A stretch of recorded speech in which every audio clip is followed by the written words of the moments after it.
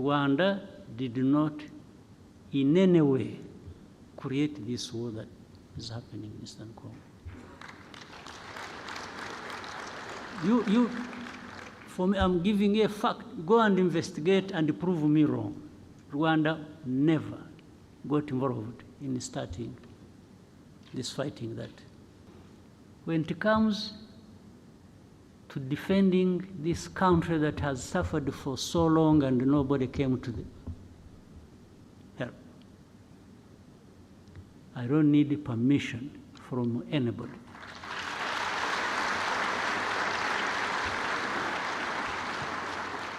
To do what we have to do to protect ourselves.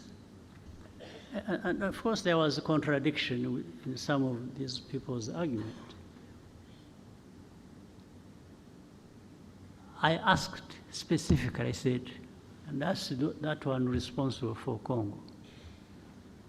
I said, we are not going to address anything unless you come out clearly to tell us facts about this situation. I asked him, I said, are these people in M23 Congolese or not? And he said to me, and there were other leaders in the meeting, that absolutely, these are Congolese. Then he came out to say that he has in fact even openly talked about it. I think when he was in the US or UK, I don't remember what he said, that he came out and said it. So he was confirming that these are Congolese.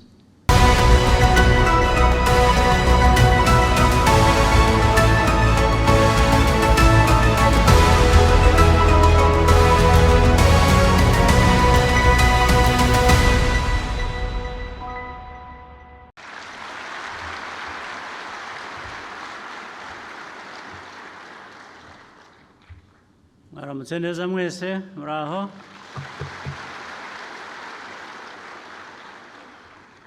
Ndizera ko mwatangiye umwaka neza, kandi intego ari ukugira ngo tuzawusoze neza igihe tuzadutangira ubundi, bityo bigende bikurikirana. Bayobozi muri hano mwese b'inzego zitandukanye, harimo inzego nkuru z'igihugu cyacu, abanyarwanda bose dukurikira, inshuti z'u Rwanda, nizeye ko mwese mumeze neza, ariko kandi yagira ngo mbabwire ko nishimiye kuza kubana namwe kandi mbashimira ko mwitabiriye ubutumire bwacu.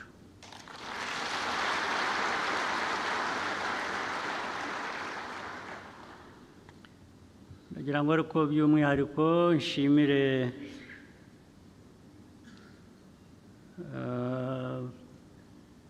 n'inshuti zacu z'igihugu zitandukanye, n'abo dukorana byinshi ndetse bivamo amajyambere y'igihugu. Ibyo ni ibihugu bitandukanye bifasha amajyambere yacu. Nagira ngo mbasuhuze, mbashimire kandi mbahe ikaze muri iki kiganiro.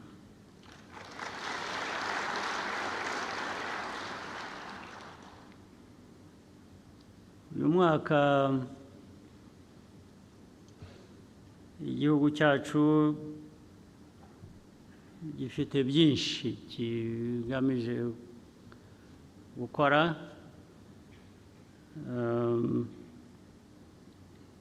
ndetse niba mwibuka uyu ni umwaka, imyaka yihuta bibi, ibaye 30 tuvuye mu icuraburindi, abacu bishwe twabuze batagira ingano,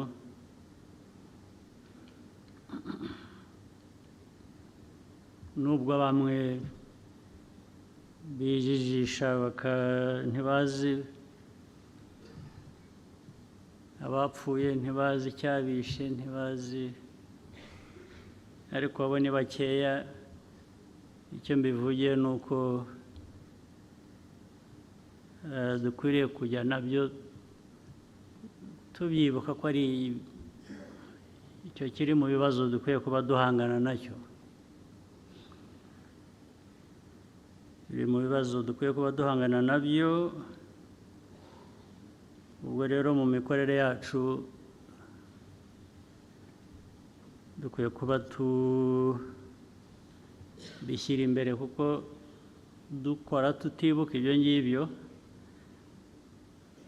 ushobora kugira n'ibibazo by'uko wabisubiramo.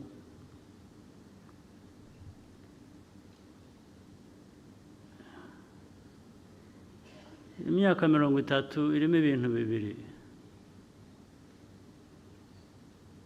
Irimo ibyo byago, ariko irimo n'igihugu guhinduka kikaba igihugu kindi dukwiye, kitari kijyanye n'ayo mateka nayo twibuka.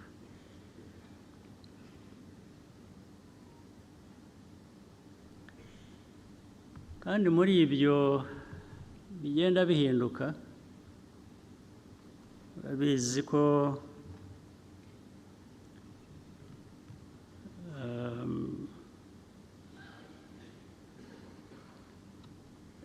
n'ubuzima bw'abantu n'imibereho n'imiterere y'igihugu, ibyo nshaka kuvuga bijyanye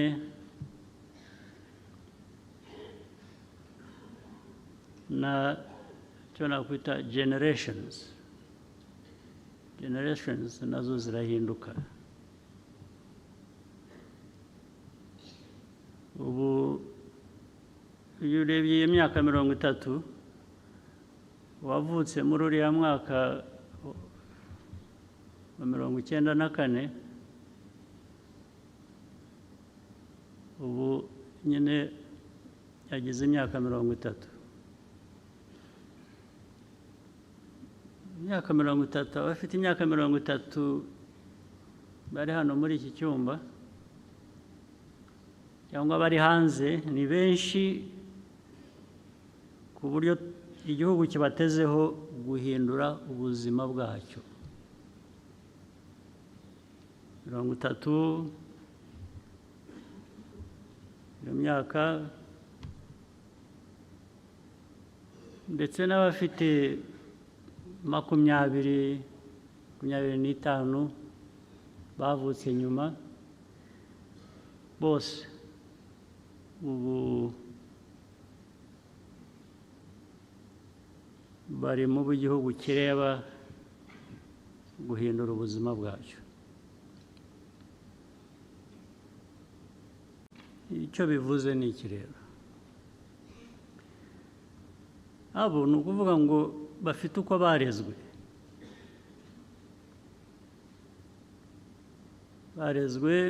mu miryango, uko banarezwe n'igihugu muri politiki. Ubwo nababaza uyu munsi, n'ejo nzababaza, cyangwa babyibwira muri ubwo burere, bumva baravanyemo iki, bumva biteguye iki gukorera igihugu cy'u Rwanda.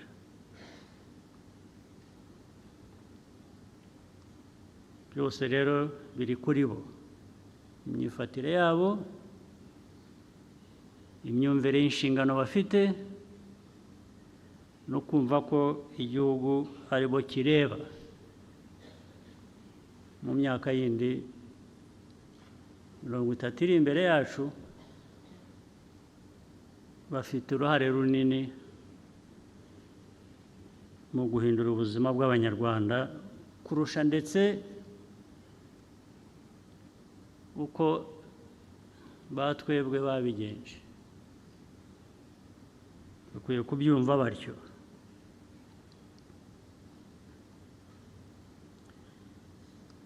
Ibigomba kurwanwa barabizi. Ibya mbere ni ibihereye ku mateka yacu.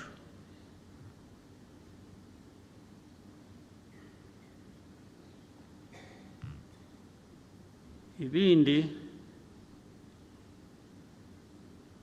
ni ibyo dusangira n'abandi hanze y'igihugu cyacu.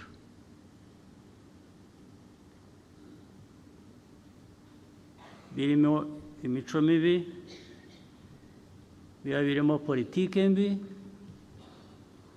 Bagomba kubyumva kugira ngo bitatugiraho ingaruka, bikatubuza kubaka igihugu uko bikwiye. Urwo rubyiruko cyane cyane nibo mbwira.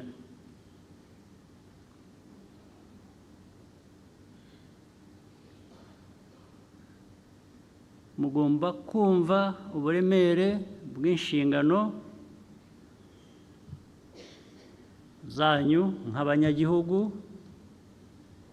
nk'abantu bakwiriye kuba abantu bazima, biyubaka, bakubaka imiryango yabo, bakubaka n'igihugu. Kugira ngo rero ibyo ubisohoze neza, icya mbere nta mpamvu n'imwe ikwiye kuba iriho to be apologetic about who you are.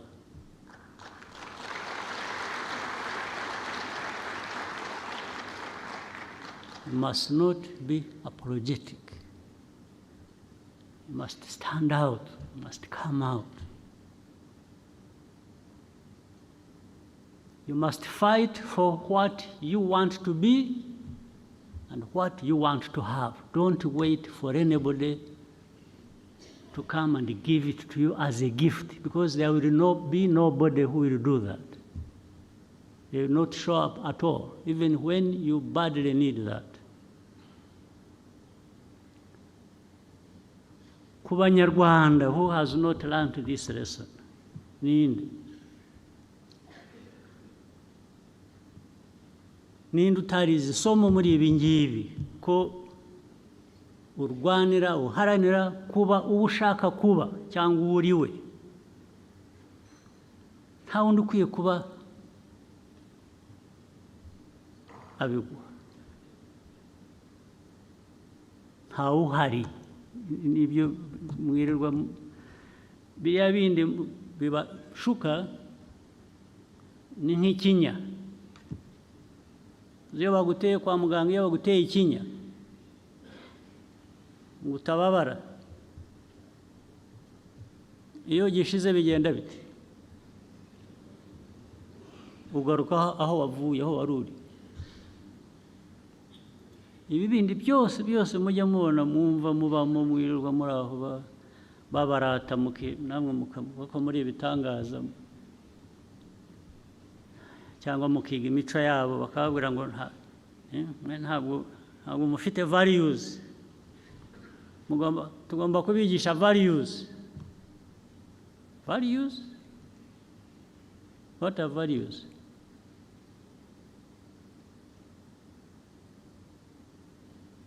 Are they things that belong to some parts of the world and the others are just supposed to be spoon-fed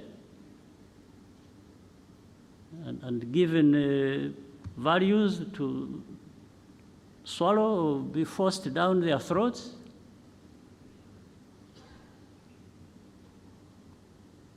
Do you really believe that?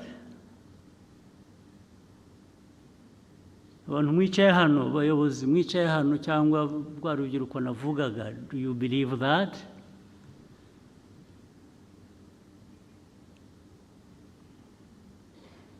That there is that God-given right to some people to be the ones to have values and others don't have, and then these ones will perpetually teach you values? Do you believe that? So, that is one of the things that in your responsibilities, young people, generation, new generation, others to come, must understand and deal with unapologetically. Unapologetically. If you don't want to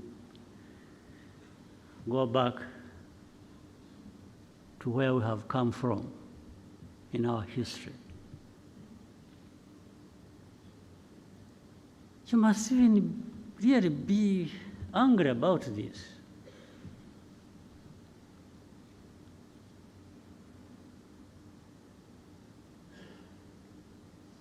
When it comes to this, well, let me not take too long on this, because after all, what I'm really saying, I can only speak to you and give you this message. There's nothing else I can do. I can't, because I'm not able to create people to be who one wishes them to be. Just like those people have no power, like govts, to tell people and force people to have these values they want them to have, even when they have failed to stand up for that themselves. The whole world is struggling. So, including those who give lessons, they're really struggling. And when they are struggling, and they are telling you to do certain things they are struggling to achieve, oh, then they start telling you, you know, yeah, but that is the beauty of democracy. Yeah, so why is it not the beauty of democracy when I'm struggling? Why are they not the same? You are struggling with the democracy, but my struggles with the democracy are supposed to be different from your own. How? The mess there is in democracy in your place is the same mess there is in my part of the world with democracy. Which mess is better than the other? It's all a mess. We're dealing with a mess. So we can only, maybe all of us on this earth, exercise whatever with a bit of humility, knowing that no one created the other.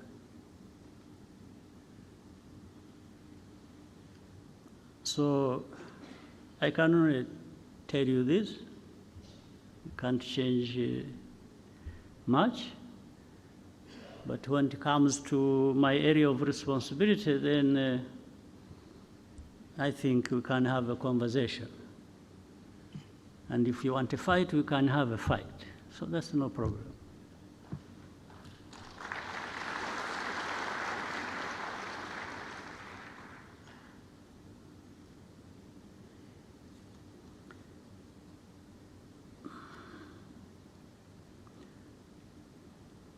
ikindi nshaka kubabwira, twebwe nk'u Rwanda ntabwo twashobora kubaho nk'ukuntu bamwe babaho cyangwa ibyo duhora turwana nabyo. Dufite ibibazo by'umwihariko.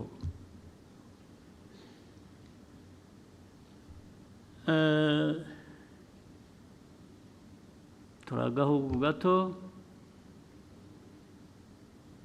ubukungu bwacu ntitubufite uko twabwifuza, ni buto, ariko nta bantu baba bato.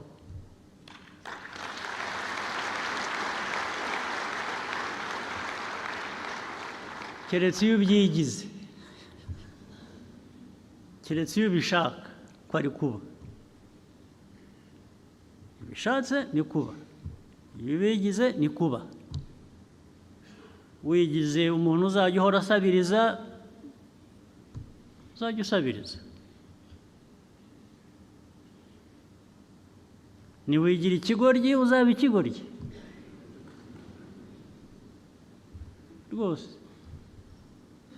Ariko jye ibyo mvuga n'abo mbwira, nari nzi ko u Rwanda dufite icyo dushaka kuba cyo kandi gishoboka, nk'uko no mu myaka 30 ishize byagaragaye ko abantu bashobora kuva ikuzimu, nk'uko twavuye ikuzimu tukongera tukaba abantu.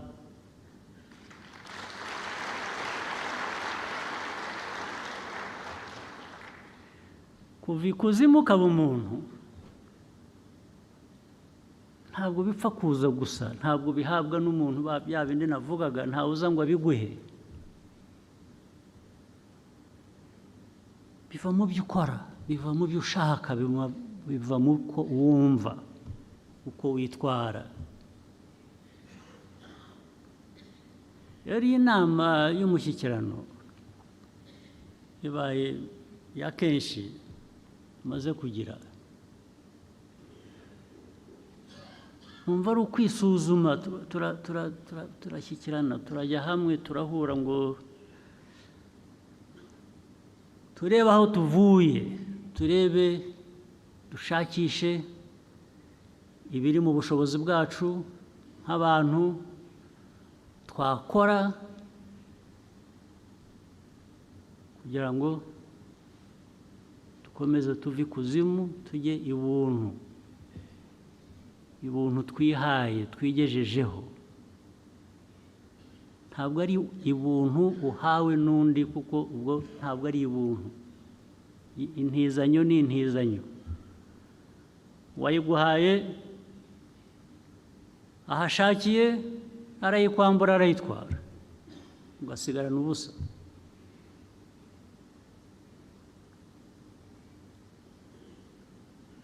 Wakwambitse, wagutije umwenda, yaje agatwara ibye, usigara wambaye ubusa.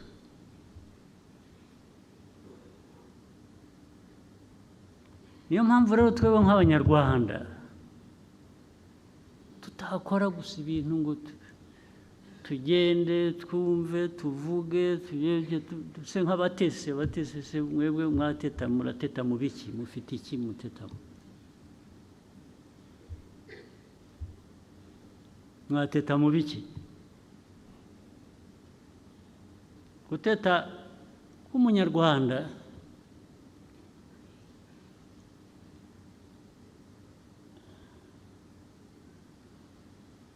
ni iki se?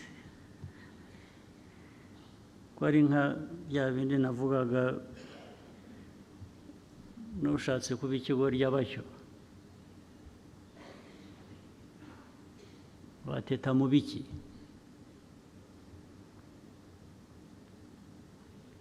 Aho abandi bakora amasaha 2, 3 bakajya kwiryamira, ushatse wowe wakora 10 aho abandi bagenda ku maguru basa naho badafite aho bajya, aho bagenda umunsi wose bikora ibyo, wowe ukwiye kuhagenda amasaha make kugira ngo narangira ukora ikindi. Ibi mvuga ni uko u Rwanda ruteye, si igihe warugize uko ruteye, ariko turarufite uko ruteye. Tugomba kurutwara nk'uko ruteye, ibyo rudusaba nibyo dukwiye kuba turi, ibyo twaruha ibyo rudusaba.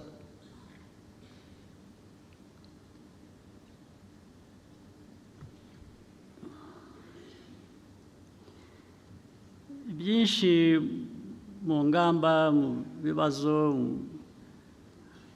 izo ngamba zikemura cyangwa zigamije gukemura biri buze kuvugwa na Minisitiri w'Intebe, sindi bubitindemo. Ngenda babwira ibyo nsanze mbabwira bya rusange, ntacyo ndi bubasigireyo, ndababwira uko muri, uko mbyumva uko muteye, hanyuma mwe muba uko mushatse kuba.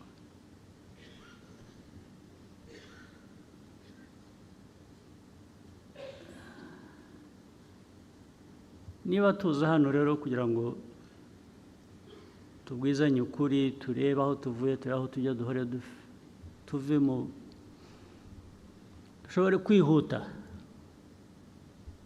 gukora ibikwiye kugira ngo bijyane n'icyo dushaka kuba twahisemo.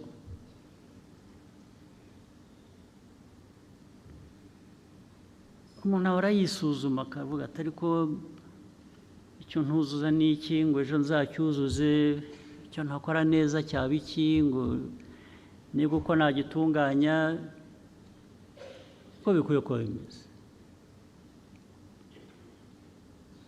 Tuze rero gusuzuma, tureke kuvuga gusa ingamba n'imigambi dufite aho tujya, tuze kubwizanya ukuri.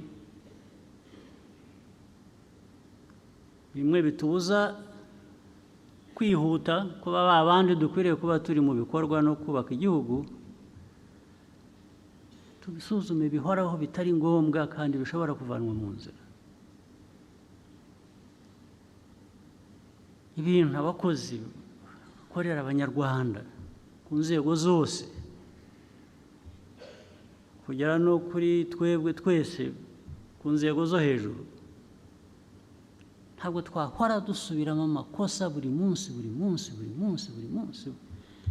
N'uwo mwavuganye ejo tukabona ko hari ibyo tutujuje twagomba gukora, kongera guhora ukongera hari ikindi nacyo, bikaba ari byo, ari bwo buryo, bikaba ariyo mikorere. Ntabwo ari byo,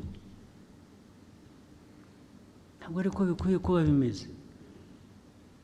Ubwo uba wibagiwe ya miterere y'igihugu cyacu n'ubushake dukwiye kuba dufite cyangwa dufite bwo kuba neza abo turi bo.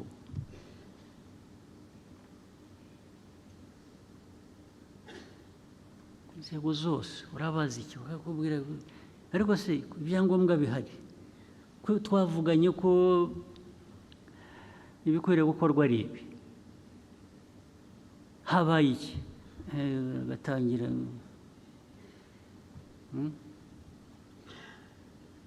gashakisha impamvu, kandi impamvu ntibewe, impamvu ikaba undi, gatangira kuvuga ko hari undi, hariho n'uwo bahuye mu gitondo bakamutera umwaku. Na uvuga ati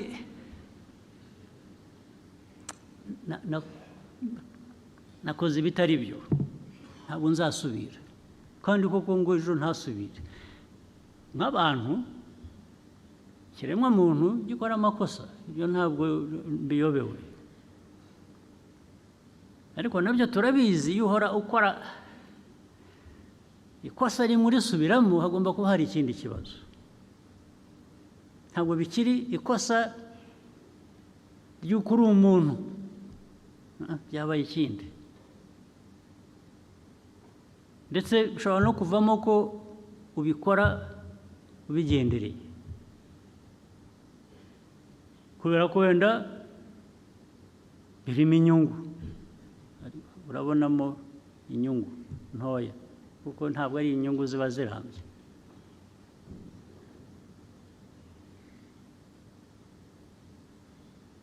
Niba ari ibijyanye na corruption, niba ari ibijyanye ejo bakaguhana, ejo ukongera bakagufatira ahandi, urongera ushakisha.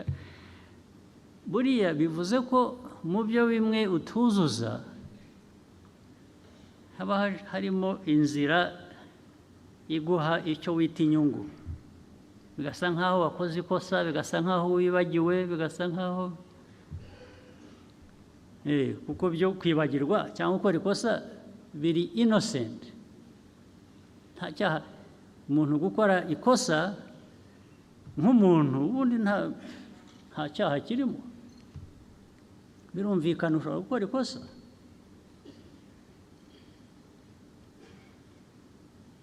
So bikaba ibyo rero abantu bakabivanga, ukica imirimo ukabyita ikosa, ariko ryari ikosa ry'inyungu wowe ku giti cyawe, ukanibagirwa ko ufite abo ukorera igihugu, abanyarwanda. Ibyo nabyo bikwiye kugera aho bigarukira, ntabwo byahoraho ngo duhore dusabana imbabazi, dusobanura ibyo tujuje, kandi bigaragara ko utabyujuje kubera ko watekereje inyungu zawe kuruta inyungu z'igihugu.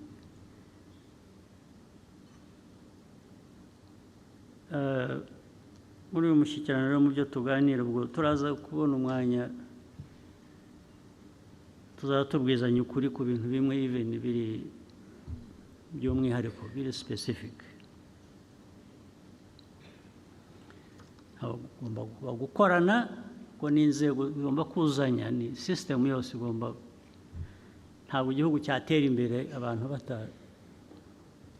badakorana, batuzuzanya. Ariko noneho no kugira inshingano yo gukora neza, yo kuzuza ibyo ukora, ukabikora neza, ukabinoza.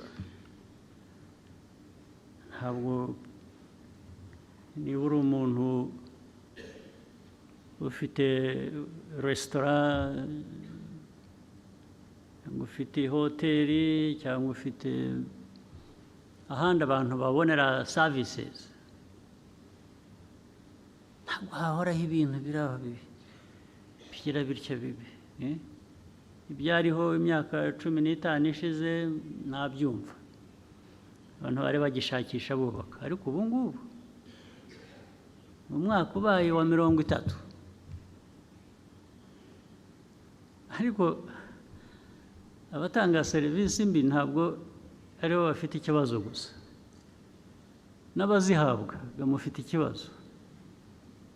N'abahabwa services mbi mukazishyurira, mukagenda rwose, ukajya mu restaurant ukakugaburira, ukagira food poisoning, ugataha ukajya mu hospital bakakuadmitting rwose, bagushyira ku drip,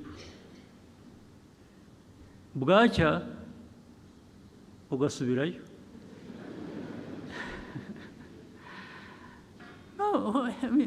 Ntabwo ari wa wundi wabiguhaye gusa ufite ikibazo, nawe uragifite. We wemera guhabwa ibitari byo ukabyishyurira, ndetse ejo ugasubirayo, ugomba kuba uri umurwayi kabisa. Ahubwo ibyo niba ari byo mwageraga kwa muganga, hagomba kuba hari ikibazo. Ariko kuki ibintu uko bishoboka, kuki bitanozwa byose? hari utanga serivisi kuki atatanga serivisi neza, ikiba kibuze ni iki? Umutima gusa. Muri wowe ntabwo wahindura, ntabwo wahindura uko umeze, birakunanira. Kubera iki? Ari wowe ugenda gusa bakaguha ibyo baguhaye ukagenda, nawe ufite ikibazo, wowe kuki utabaza umuntu utari ku ibi ni iki? Dukorera iki ibintu bimeze bityo? Ndetse ukabivanamo urubanza. Kuki ibyo tuvuga bidushaka kuba icyo kitarimo cyangwa kitagaragara ko gikorwa? Ni ukubera iki? Kuki mwabyemera mukabana nabyo, mukicarana nabyo ntihagire igihinduka? Ni ukubera iki? Ibyo rero ndizera ko nabyo kuko kandi nk'igihugu turakeneye byinshi, turashaka gukora byinshi, turashaka gukora ibintu bituma Abanyarwanda bishimira ibyo bahabwa, ibyo bakorera, ibyo bishyurira, ndetse kandi binahenze rimwe na rimwe. Ariko turanashaka ko tuba igihugu kizana amahanga kaza hano, kuko niho hava ubukungu uzamura kuri bimwe tudafite dukeneye. Wese abantu bazakugana bakuziho utuntu turi aho tudasobanutse, bazakugana bate? Ko isi isigaye ari nini, abantu bajya ahandi akaba ariho babikura, wowe bakakwihorera. Nibyo mushaka? Izo ntego ntabwo ari zimwe rero. Ntabwo waba ushaka bakugana kugira ngo bifashe ubukungu bwawe, ariko nujya mu bikorwa ntibibe byiza, ntibinoge. Ubu ni ukuvuga ngo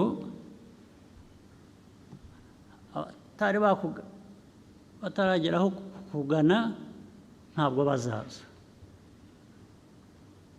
Abakuganaga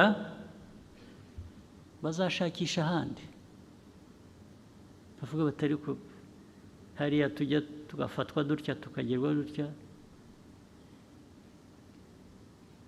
turahagira iki? Mwakora mutyo mute n'abayobozi bicaha namwe bakabikora mureba, cyangwa mureba ubwo nabibitiriye ko mureba, wenda ntimureba wenda ntimubona. Ibyo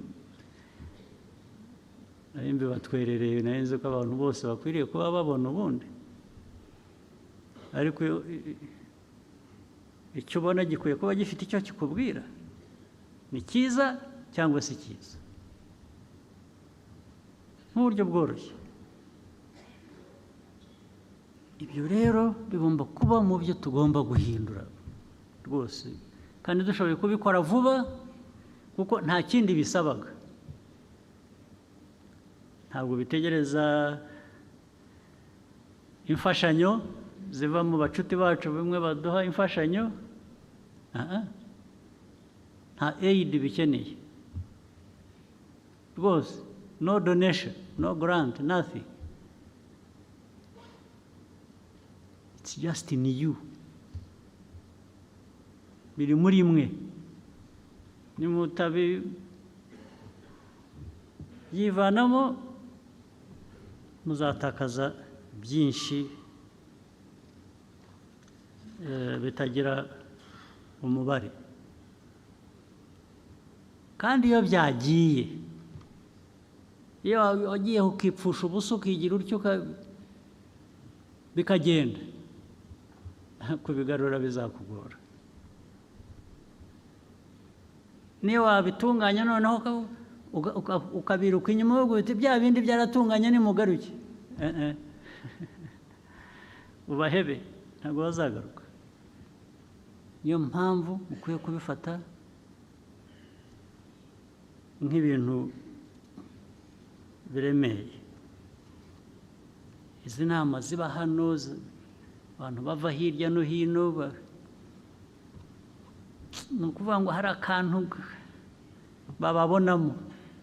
Ako kantu rero mugakuze aho kugira ngo kabacike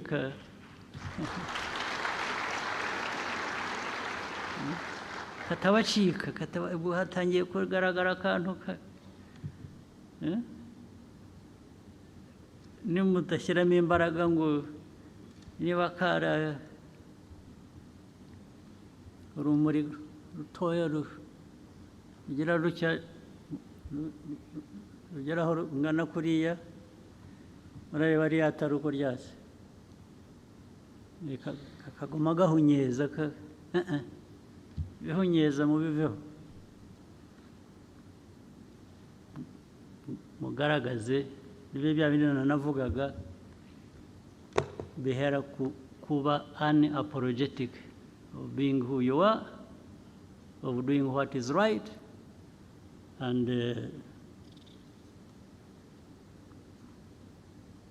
going forward.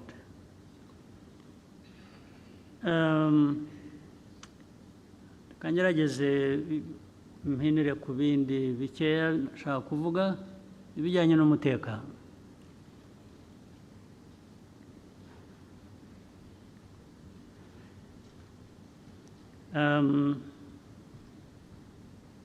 Naratangira kujya bijyanye n'umutekano birambuye,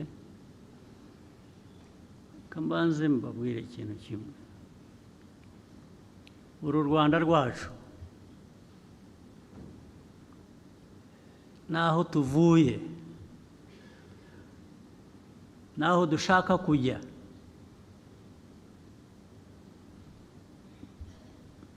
mbere na mbere kwiye kuba bishingiye mu Banyarwanda, mu Rwanda, mu mitima yacu. Kugira ngo bigereho ntabwo ukora ibintu aha mu Rwanda, Abanyarwanda ntabwo mucumbitse, ni iwanyu.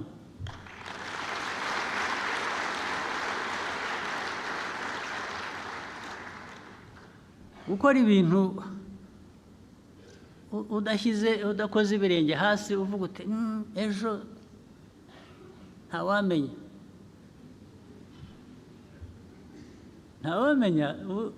nuko erega ndababwira nuko mutumva.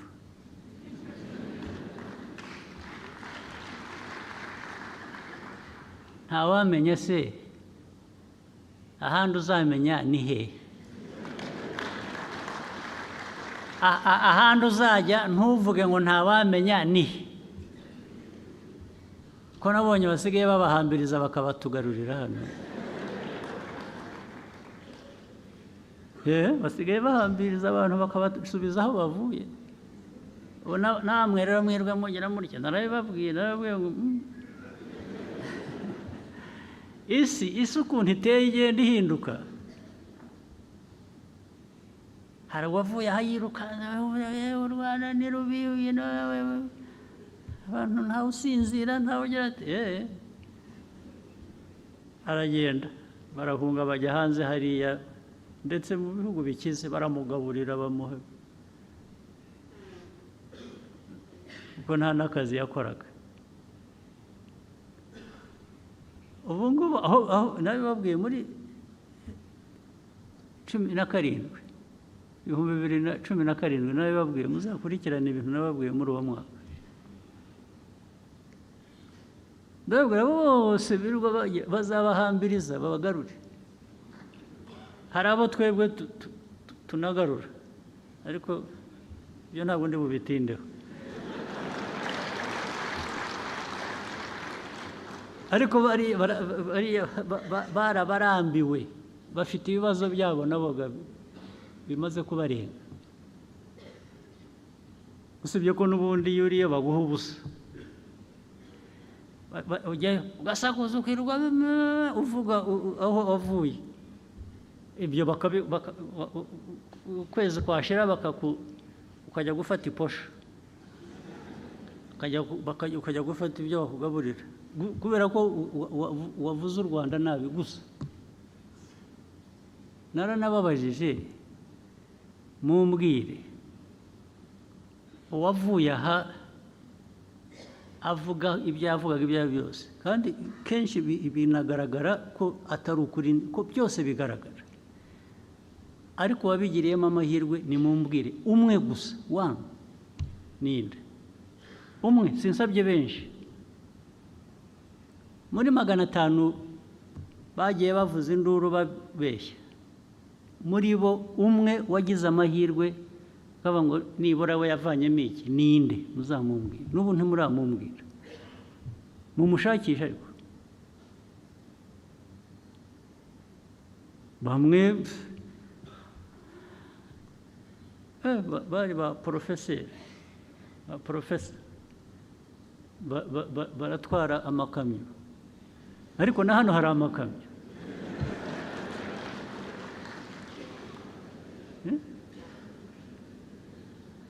Ugahunga igihugu ubeshya,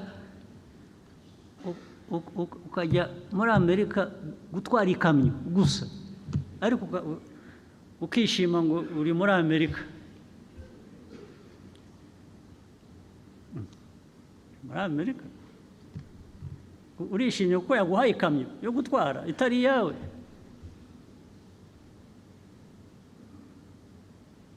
Urayitwara ku mugoroba ugatahana akavera ka hamburger, akavera ubuvera twaciye hano, nicyo cyagutwaye ibirometero 10,000. Really?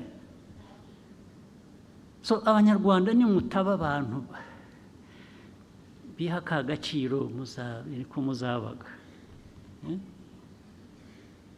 abandi bakasubira mu by'amoko twarenze, twasize inyuma, byatuhekuye, bakabisubiramo. Ubu noneho bisigaye bifite mu karere ababishyigikiye. Hano muzi ko dufite hafi 100,000 y'abanyekongo nk'impunzi, hano 100,000.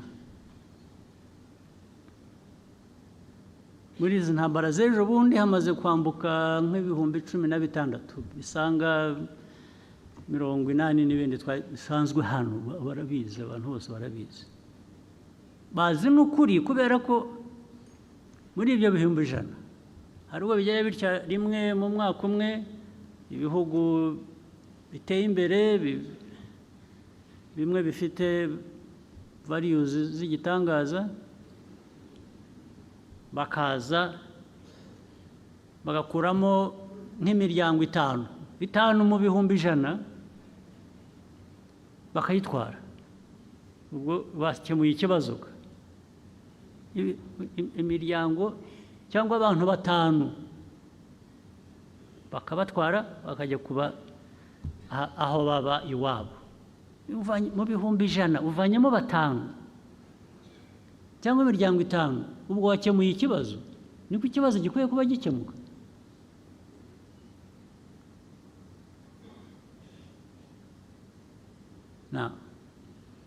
Mu karere rero urabizi hate speech, zirwaho zigamije iki? Hate speech, what place should these people who propagate hate speech, what in this world, what role are they playing really? To produce hundreds of refugees, hundreds of thousands here in Rwanda and in the neighboring countries. In Uganda, I think there are about 300 or 400,000. And to the world, this is normal. Yeah, that is how it happened here when people are being killed. Here in 94, some people are saying, no, this is It's like these are the savages of Africa killing each other. Some people are saying that. We are savages killing each other. So it doesn't need to be treated as urgent. So even having 100,000 refugees and others crossing, every day there are people crossing, by the way, from Eastern Congo to Rwanda. This is normal. If they have to talk about any people at all, it is maybe displaced. Displaced, yeah, they can talk about, meaning those who are still in Eastern Congo, but displaced, maybe there is sympathy for those, a little bit. Those who are being forced, by the way, forced to cross the border and come here as refugees, to create a situation that in the end will find justification and may be accepted that actually those people should live there. It's like these are Rwandans who have returned home. So let them stay there. So in the end, they create some fact that we should contend with and accept. Really? Well, if it wasn't for that we act reasonably, that we respect norms, international norms and laws and everything, and painfully accept this mess that is being created and hopefully waiting for some of those powerful people to address this matter. Maybe it would be right to actually create a situation where we push them back and those responsible should protect them. But so among those refugees, there are those who have been here for the last 22, now 23 years in a refugee camp.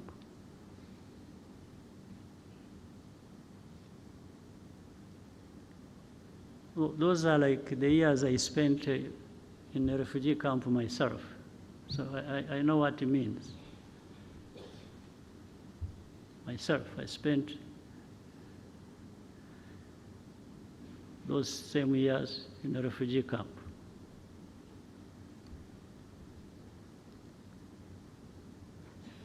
So who is in charge of what? In this world, who now does what? Now there comes the Eastern Congo conflict as such. One, you try to do some research, do some inquiries, you do some intelligence.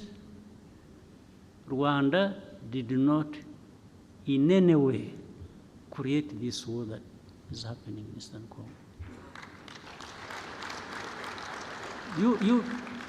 For me, I'm giving a fact. Go and investigate and prove me wrong. Rwanda never got involved in starting this fighting that has happened in Eastern Congo.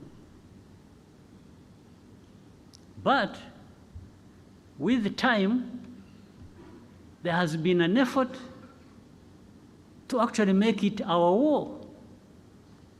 That we are the ones who started it.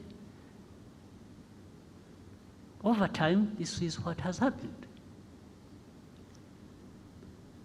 Now, using what? if you see the combination of hate speech and the displacement of these people, you come to understand what actually was behind it. Maybe somebody thought they were being smart, and they thought that was the way to end the M23 problem, which was there in 2012, because there is ethnic cleansing, pushing these Tutsis to Rwanda, to belong there because that's where they belong. And Kagame is a Tutsi, he's the president of Rwanda. Let them go and join their president. This is what is behind it. One time we had a meeting and we were having an argument with the leaders. And of course, there was a contradiction in some of these people's argument. I asked specifically, I said, and that's that one responsible for Congo. I said, we are not going to address anything unless you come out clearly to tell us facts about this situation. I asked him, I said, are these people in M23 Congolese or not? And he said to me, and there were other leaders in the meeting, that absolutely, these are Congolese. Then he came out to say that he has in fact even openly talked about it. I think when he was in the US or UK, I don't remember what he said, that he came out and said it. So he was confirming that these are Congolese. I said, fine. So how do they become our problem? How do they become Rwanda's problem? I also asked him, I said, do you know when these people, the group that started this fighting, do you know where they came from?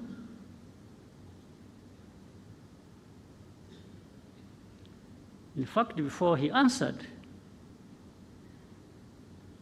the president of the country where they came from is the one who said it.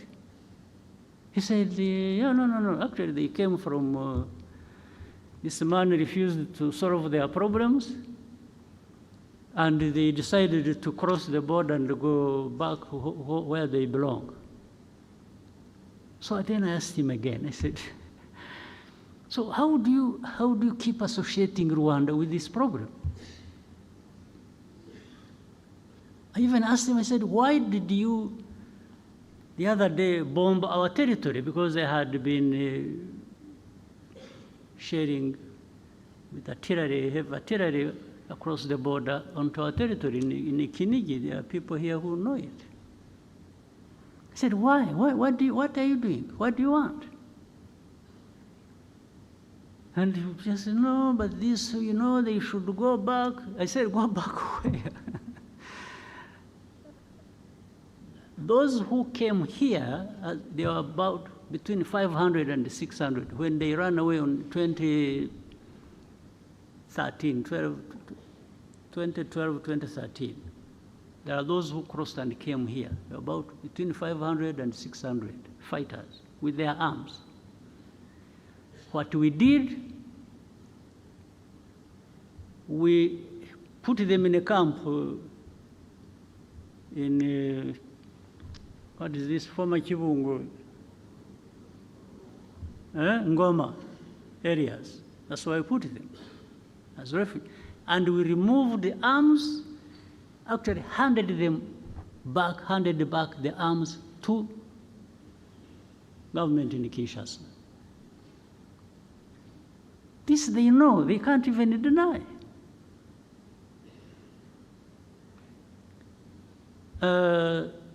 They said they had wanted to solve the problem politically. They invited some of the leaders of this group, took them to Kinshasa, that they wanted to talk to them and resolve the problem. These people, the leaders of this group, went to Kinshasa.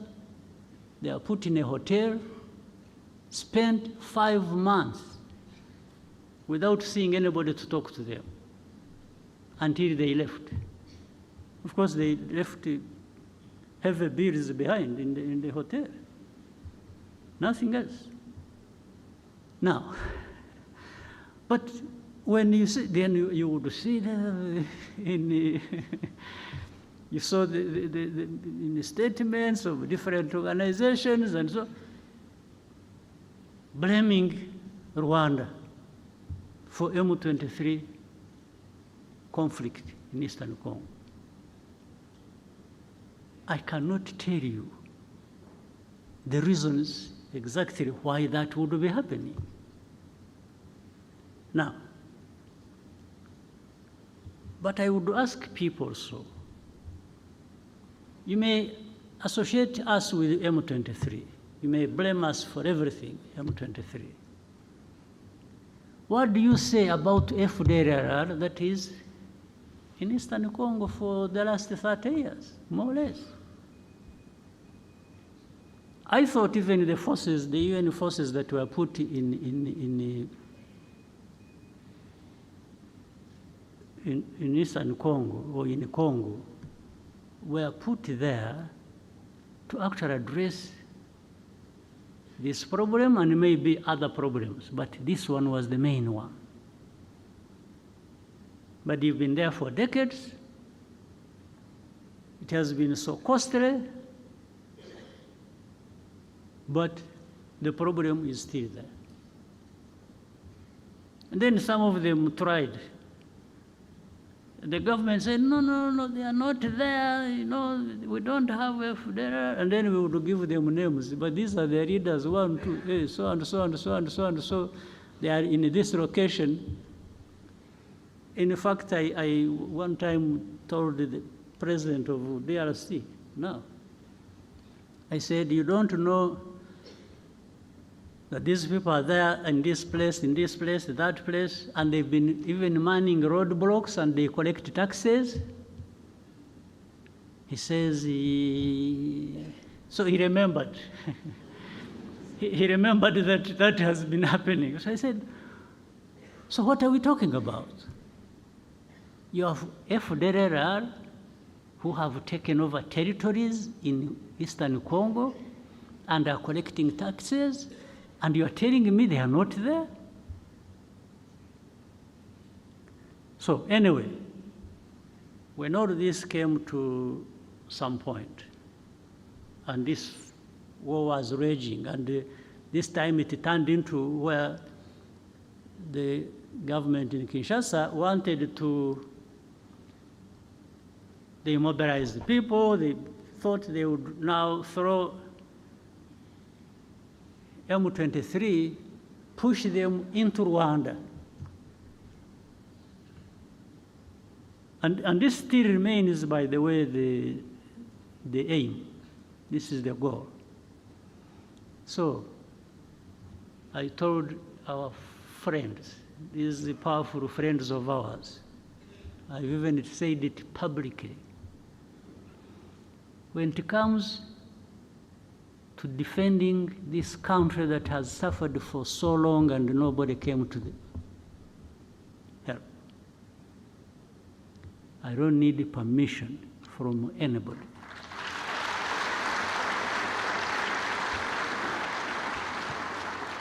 To do what we have to do to protect ourselves. I will say it in broad daylight. I have said it to those who matter in this problem. And that's what is going to happen. You go home, sleep don't do anything. There will be nothing crossing these borders of this small country of ours. If anybody attempts,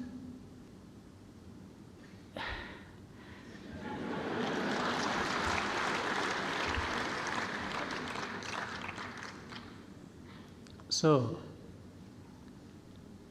ntimugatinye ibitumbaraye.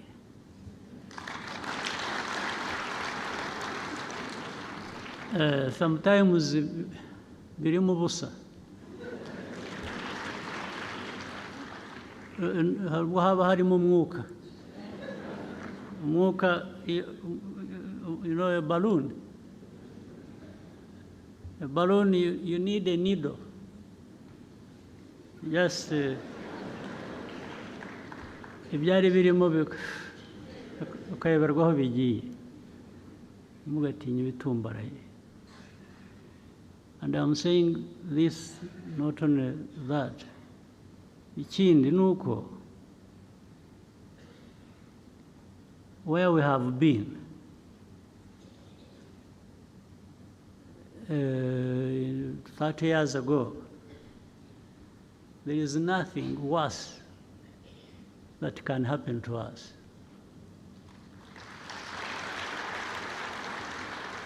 Also, that means if you ever put us in a situation where we have to think like it's going back to that time,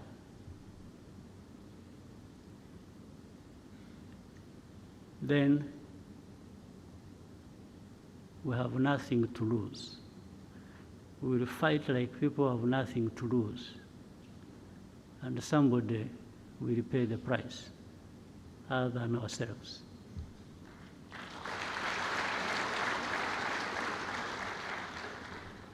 You have seen, I have not answered these insults that are coming from the south, from the west. Those ones don't kill. So I cannot go, that's not us.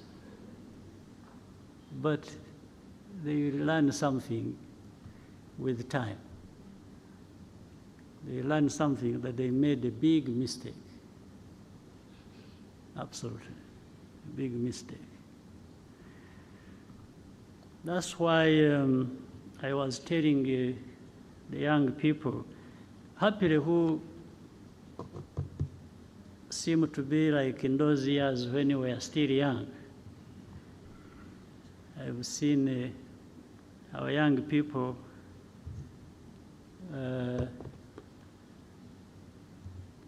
they are really ready to fight for and defend this country.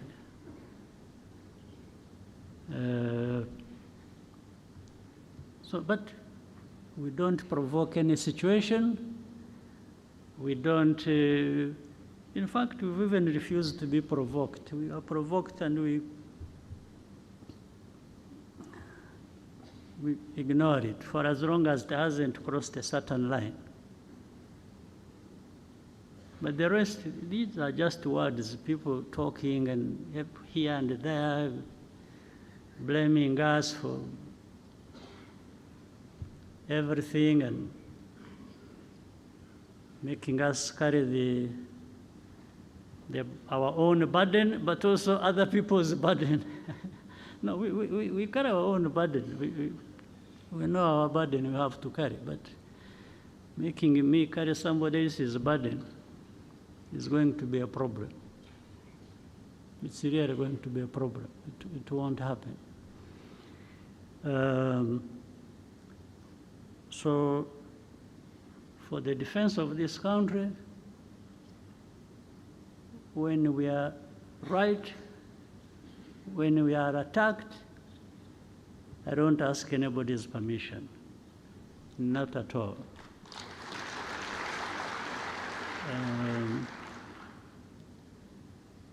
So the country is safe, is secure, and will always be.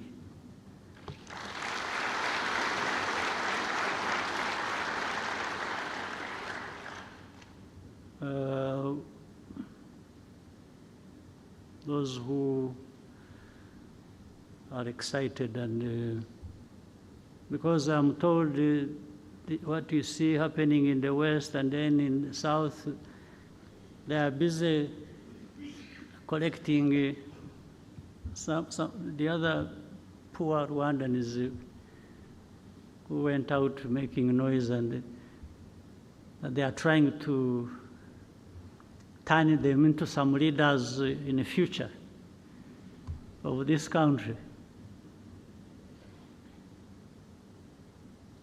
I'm not sure.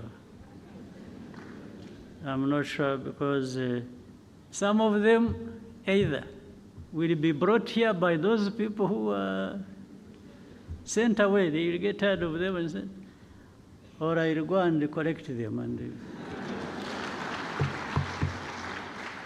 and bring them home and tell them how they were mistaken to live in the first place. So, Prime Minister, I think you have had enough time to write your speech. So I think I'm going to invite you to. So I wish you a good year. I wish you happy life and many years ahead.